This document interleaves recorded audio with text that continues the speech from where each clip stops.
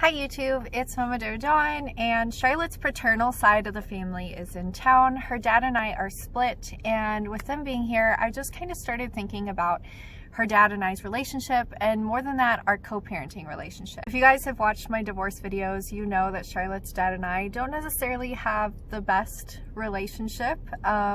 We had a very toxic romantic relationship, and it has ended with us kind of just not having the best feelings towards each other. When it comes to Charlotte, our daughter, I really do feel like we both make a very sincere effort to have a very healthy co-parenting relationship and to always put our child first. And today I kind of wanted to talk about my side and the things that I do to make co-parenting with someone who I don't necessarily like a little easier. So today's video is going to be about how to maintain a healthy co-parenting relationship with someone you don't necessarily like. The first thing, and I think one of the most important things to keep in mind, is that your attitude affects your child. How you treat their other parent absolutely affects them. How you talk about them on a day-to-day basis, how you act when it's time for your child to go and see their other parent, absolutely affects their relationship with them and their relationship with you. Charlotte, my daughter, even though her dad and I split on very terrible terms, and if I could just abolish him from my life, I would, but I can't do that because I have a child with him. But I have always went in with the mindset that I will try as hard as I can to give her the best relationship she possibly can with her dad. It is her choice whether or not she wants to have a relationship with him, not mine. So for as long as I am involved in their relationship as the other parent in their relationship, I am going to try to make their relationship as positive of an experience as possible. In terms of actually communicating with her dad, I have made it very clear, like, we are only talking about our child. I don't share personal parts of my life, and I do not expect him to share personal parts of his. There are some things he wants to know about me, like what I'm doing for work, how my business is going, all that kind of stuff.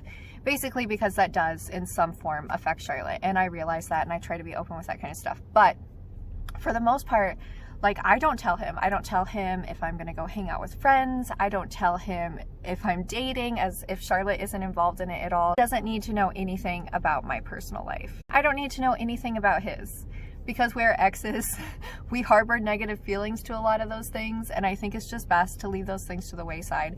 We keep our conversations only about Charlotte. Which, the next tip is, you have to set those boundaries. You have to set boundaries with an ex that the relationship you have with them now is literally only about your child.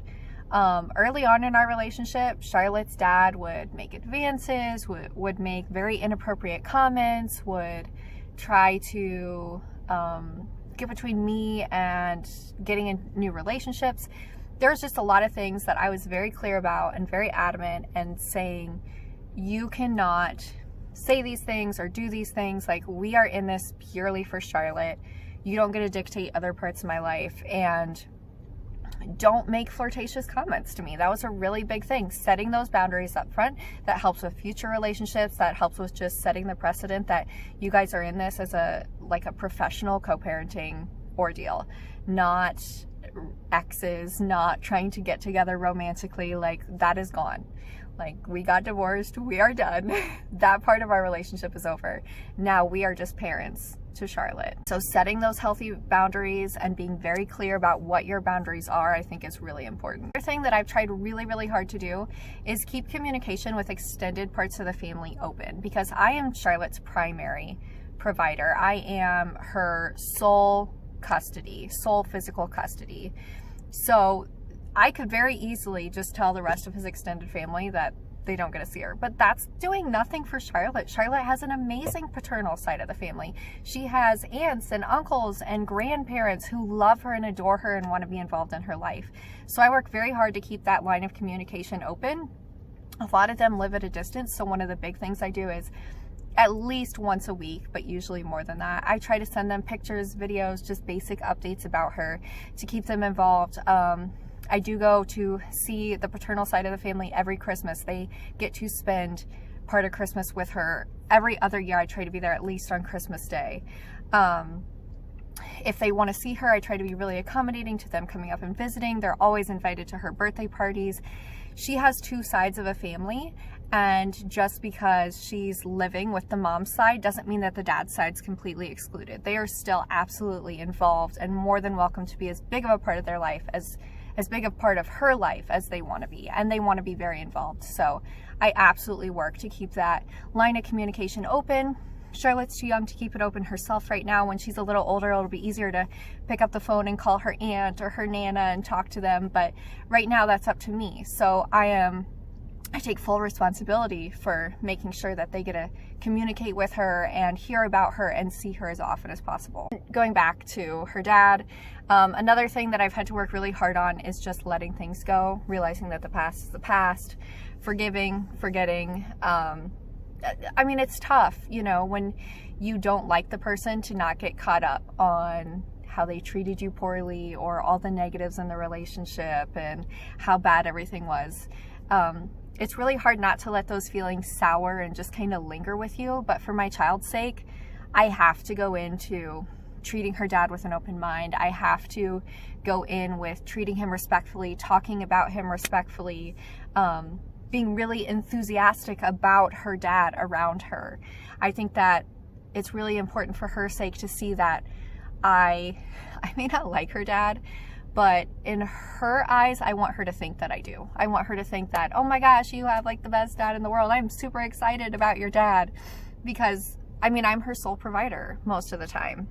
I'm her physical custodian, so she sees me 99% of the time.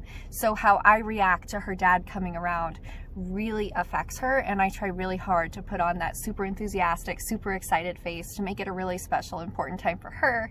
And in the long run, that helps her develop a closer relationship with her dad as well. Every time that he is making a Skype call, which lately has been multiple times a week, I'm super excited. I'm like, oh my gosh, you get to talk to your dad, and make it really fun and set up activities for them to do on camera.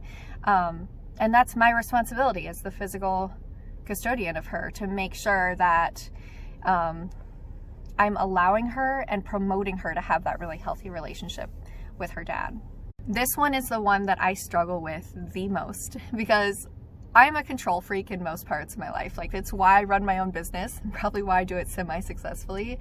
So when it comes to my child, I am a bit of a control freak in parenting techniques. And one of the hardest things for me to do, and one thing that I'm really working on, and a tip for people who are co-parenting with someone, is to realize that different parenting styles is very healthy for your child. Having one type of parent really only lets them adapt to one type of daily interaction with someone. So having that second parent around who may differentiate from you, as long as they're not like blatantly abusing the child or doing something that you feel is going to be long-term damaging.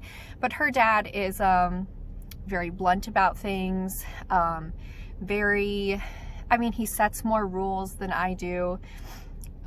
There's a lot of things that are very different in our parenting style. I'm much more of a gentle parent, and he's much more of a, hey, this is how it's going to be, guidelines set, done. A lot of guidelines that he sets that I think are a little too strict.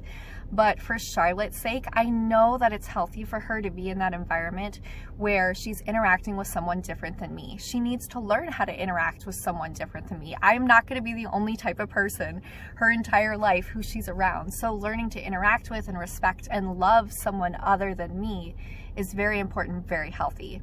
So I try to constantly remind myself that although I may not agree with everything he does as a parent, he is her dad, he gets a say, and it is healthy for her to be subject to just a different style of parenting. And the last thing is probably the biggest thing and the biggest tip to keep in mind when you're co-parenting with someone who you don't necessarily like.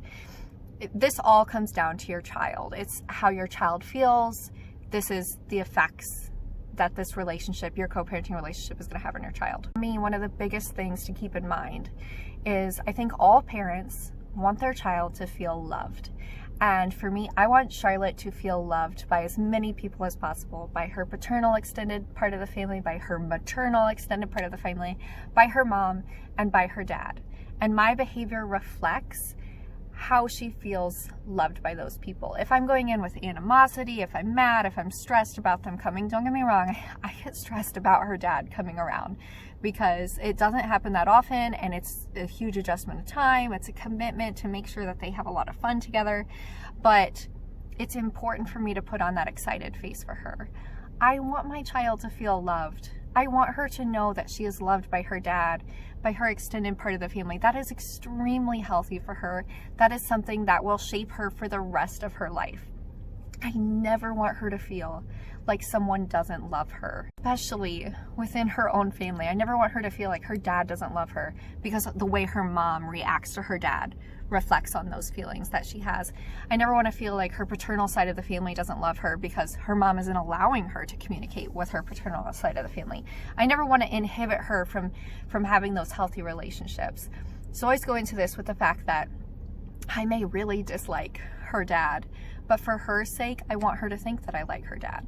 I want it to be an enthusiastic, exciting experience. And every time her dad comes, we have like an itinerary. We're going to the zoo, we're going shopping, we're buying toys, we're going out to eat, we're playing at pools, we're doing all the fun things.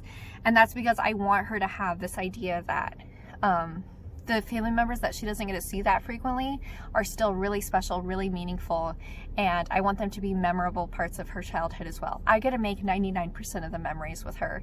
So creating opportunities for the family members who don't get to see her that frequently, like her dad, to get the 1% of memories that are also really important is really important to me. Really, at the end of the day, all of these things just go into the idea that I want my child to feel loved. I work to make sure that my behavior in front of my child regarding her dad as the co-parent is really healthy and really happy. It's the mindset that my child gets to determine how she feels about her father, not me. For dad, I've set really healthy boundaries. We keep our conversations really only about Charlotte. And I've worked really hard to let things go from the past that will affect my mindset on him currently. Make sure that his entire part of the extended family is also just as involved in her life as they want to be. I recognize that different types of parenting styles are very healthy for my child to be subject to, as long as they're within reason, and they always are, they always have been. At the end of the day, all I really want is for my child to feel loved, and the way that I treat my co-parenting relationship affects that. So at the end of the day, I really just work hard to make sure that she's feeling loved, she's feeling happy and cared for, and I'm creating the best co-parenting relationship that I can to make sure that that happens. I hope if you're struggling with co-parenting with someone who you personally may not have the best relationship with or the best idea of, that this has kind of helped you think of some ways to make that relationship a little bit better for your child and yourself. And as always, thank you so much for watching, guys. I'll see you in the next one.